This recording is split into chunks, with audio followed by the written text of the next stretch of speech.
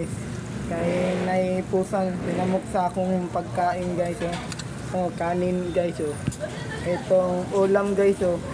Ulam na to guys na pinirito ng isda guys.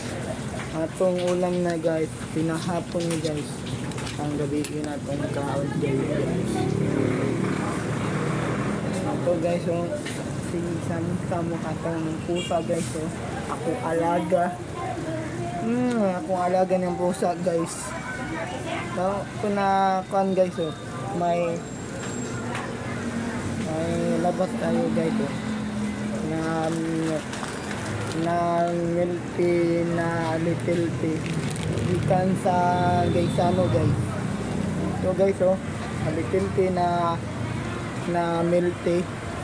Oh, masarap siya guys. Oh, to guys, na balik na ako sa bagay. Good na guys, kumain na tayo guys. So tomorrow